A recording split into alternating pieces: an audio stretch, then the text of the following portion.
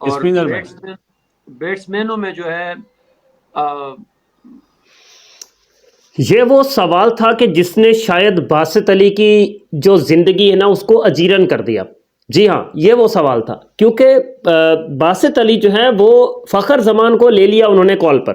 फ़खर जमान के साथ वो लाइव में बैठे थे या उससे सवाल जवाब फ़खर जमान से वो कर रहे थे, क्योंकि फ़खर जमान आजकल जो है वो थोड़ा मतलब इन्हीं चीज़ों में रहते हैं, पॉडकास्ट वगैरह में वो शामिल रहते हैं। तो बासित अली का तो आप लोगों को बहुत अच्छे तरीके से मालूम है कि ये बंदा बासित अली जो है ये हमेशा बाबर आजम के खिलाफ ही रहता है। और इसने फिर जाहिर बात है कि वहां पर भी सवाल ऐसा करना था कि जो इसकी तवक्कुआत के मुताबिक होता, और उसका जवाब भी वैसा ही उसको चाहिए था फ़खर जमान से।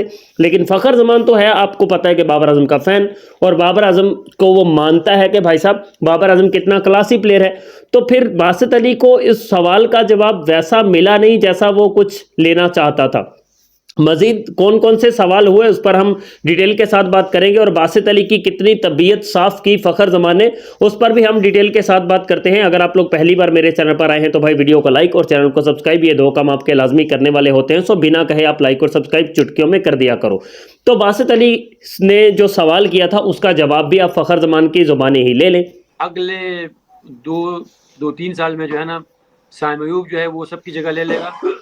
और ये जवाब देखें आप फ़खर जमान का, कि फ़खर जमान ने बासित अली को रिप्लाई दिया कि मैं साइम अयूब को आने वाले 2-3 सालों के अंदर जो है ना वो पाकिस्तान का सबसे अच्छा बैट्समैन देख रहा हूं, और साइम अयूब ही होंगे। लेकिन उसको उसको कुछ और चाहिए था, मतलब उसको चाहिए था कि मौजूदा इस वक्त भी किसी ऐसे क्रिकेटर का नाम लिया जाए। बासित अली को ज़रूरत थी कि किसी ऐसे क्रिकेटर का नाम लिया जाए कि जिसके साथ मेरी रोजी रोटी, मेरा कोई दाना दुन का चल पड़े। तो उसने कहा, बासित अली ने फिर से सवाल किया, वो भी सुन लो आप भाई।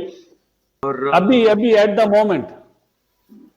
जी, तो ये सवाल है कि भाई मौजूदा बताओ भाई, अभी का बताओ। तो अभी का भी फ़खर जमान ने फिर बता दिया भाई, इसके अलावा कोई जवाब था ही नहीं। फिर सुन लो भाई। बाबर आजम ही ऐसा है जिसकी क्लास जो है ना, अगर आप क्लास वाइज देखेंगे तो बाबर आजम की जो क्लास है वो मेरे ख्याल में बहुत बड़ी है। जी हाँ, तफसील के साथ फ़खर ने बताया, तफसील के साथ फ़खर जमान ने बताया कि बाबर आजम किस लिए फेवरेट है। और फिर उसके बाद उसने फिर कहा कि कोई और भी बताओ भाई, बाबर के अलावा कोई और भी बताओ। इसके अलावा एक नाम और अभी रोहित शर्मा।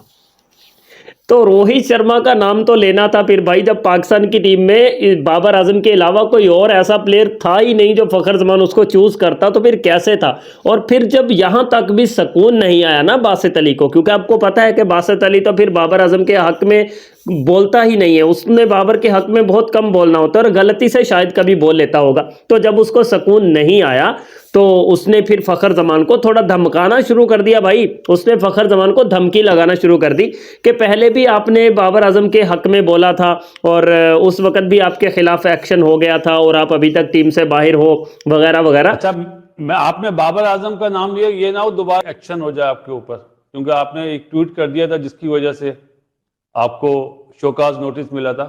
आपने उसकी अच्छी फॉर्म पे ट्वीट नहीं करा, जब टीम से वो हटा जब तो आपने ट्वीट करा। तो उसका जवाब भी आप सुन लो। नो मैंने कमेंट। किया था वो आपने देखा नहीं होगा।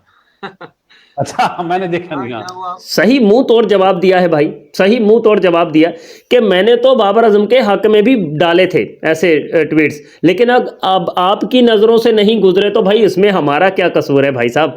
तो फ़खर जमान ने जो है ना वो बड़ी डिटेल के साथ बाबर आजम को उन्होंने बाबर आजम के बारे में बहुत कुछ ऐसा बताया है। और ये तो बासित अली की यूँ समझ लें कि तबीयत एक तरह से साफ करके रख दी फ़खर जमान ने। और फ़खर जमान को एक तो सवाल जवाब किए जा रहे हैं, और दूसरा ऊपर से साथ में बासित अली का, आप जिसको कहते हैं कि घटियापन और मयार उसका देखो, इतना गिरा हुआ मयार है। तो उसने अगर बाबर आजम को प्रेज कर दिया ना फ़खर जमान ने, तो ऊपर से उसको कभी किस तरह से कभी किस तरह से, मतलब वो कुछ ऐसा चाहता था कि बाबर आजम के खिलाफ जो है ना वो फ़खर जमान के मुंह से मैं कुछ निकलवा दूं। लेकिन फ़खर जमान आपको पता है कि एक तो वो सीधा सीधा जो है ना वो खरा और करारा किस्म का बंदा है। उसने 2-3 स्टेटमेंट्स पिछले कुछ टाइम के अंदर उसने ऐसे दिए हैं कि उसने सीधी सीधी एंड जिसको कहते हैं ना कि स्ट्रेट फॉरवर्ड उसने बात की। उसने एक बार पहले पीसीबी से रिलेटेड भी बात की थी कि पीसीबी के अंदर ऐसा ऐसा कुछ होता है। फिर उसके बाद जब बाबर आजम को ड्रॉप किया गया उस पर भी उसने ट्वीट डाले। और फिर अब भी वो उसी पर बात कर रहा है और स्टैंड ले रहा है, वो सीधी बात कर रहा है। वो कहता है फ़खर जमान कि भाई मैंने इसलिए बाबर आजम के हक में जो है ट्वीट किया था कि उस बंदे की परफॉर्मेंसेस पिछले 3-4 साल के अंदर इतनी कमाल की आई है, इतनी ज़बरदस्त है कि मैं इतनी आसानी से लोगों को भूलने नहीं दे सकता कि ऐसे ही मीडिया वाले उठे और बाबर के खिलाफ बोलना शुरू कर दें, ऐसे ही मीडिया वाले उठे और बाबर के कोई 2-4 फेलियर्स आ जाए तो बाबर को टीम से ड्रॉप कर दें। भाई क्यों, किस लिए बाबर को टीम से ड्रॉप करें? भाई वो बंदा है कि जिसने इतनी ज़्यादा परफॉर्मेंसेस दी हैं, तो अब इतनी सी बात के भाई साहब फिर भी ये ऐसा तो नहीं है कि वो सिर्फ जीरो पर ही आउट होके जा रहा है, 25, 30, 35, 40 रन तो वो करके जा रहा है, तो फिर किस लिए उसको ड्रॉप करना? और फिर बाबर आजम, और देखो साइम अयूब को जब फ़खर जमान ने सवाल के जवाब में कहा तो साइम अयूब को भी फ़खर जमान ने बाबर आजम जैसा ही बोला। उसने कहा कि आने वाले टाइम में, मतलब अगले 2-3 सालों के अंदर हमको नेक्स्ट लेवल का बाबर आजम जो है वो साइम अयूब की शक्ल में मिलने वाला है।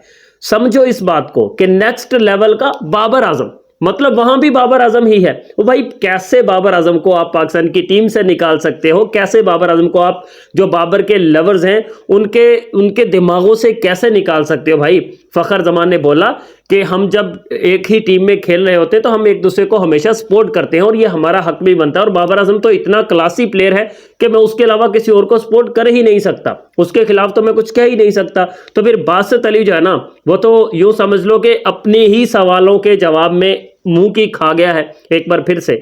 और जिसके अंदर बुग़्ज़े बाबर भरा हुआ है ना, वो बुग़्ज़े बाबर रखने वाले ऐसे ही हमेशा मुंह की खाते रहेंगे और मुंह छुपाते रहेंगे।